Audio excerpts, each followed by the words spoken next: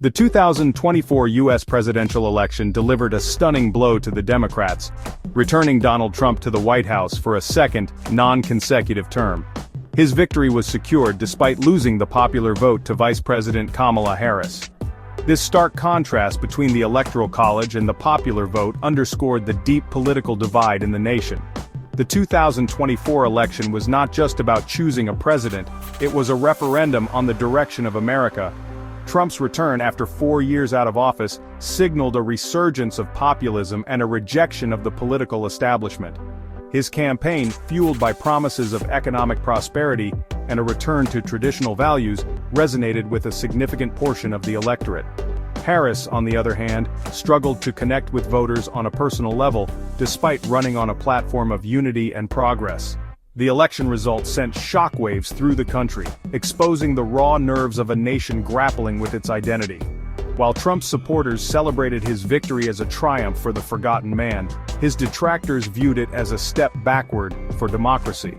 The close popular vote, a testament to the country's deep divisions, only served to amplify these sentiments.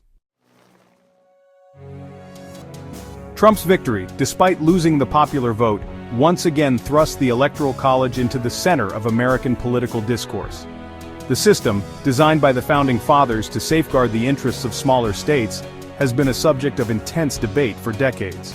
Critics argue that it undermines the principle of one person, one vote, allowing a candidate to win the presidency without securing the support of a majority of Americans. Supporters of the Electoral College maintain that it ensures the voices of all states are heard, preventing candidates from focusing solely on densely populated urban areas. They argue that it protects the interests of rural communities and prevents the tyranny of the majority. The 2024 election, with its stark contrast between the popular vote and the Electoral College outcome, reignited calls for reform.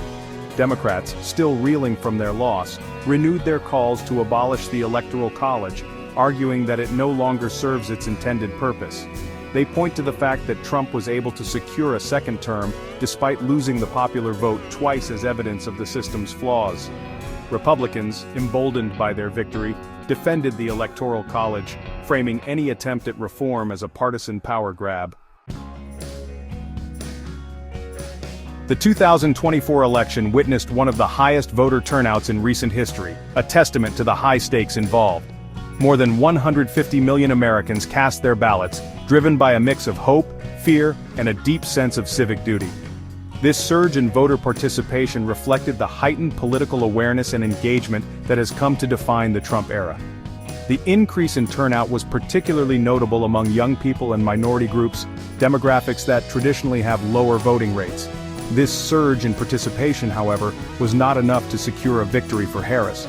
The close popular vote margin, a mere 2 percentage points, highlighted the razor-thin margins that often decide American elections. The high turnout also underscored the limitations of traditional polling methods, which struggled to accurately capture the mood of the electorate. Pollsters faced criticism for their inability to predict the closeness of the race, with many attributing the discrepancies to the volatility of the electorate and the difficulty in reaching certain demographics.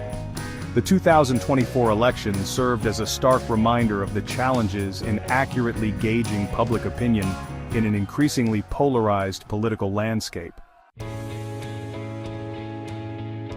The 2024 election exposed the deep fissures that continue to divide American society. The closely contested race, the stark contrast between the popular vote and the Electoral College outcome, and the heightened political rhetoric all pointed to a nation grappling with its identity and its future. As Trump prepares for his second term, the question remains, can he heal the divisions that have come to define his presidency? The answer, it seems, is far from clear. Trump's victory speech, delivered to a cheering crowd of supporters, offered little in the way of reconciliation. He reiterated his campaign promises, vowing to put America first and to restore law and order. His words, however, did little to assuage the fears of those who view him as a threat to democracy. The challenge facing America now is not just about bridging the political divide, but also about addressing the underlying social and economic anxieties that fuel it.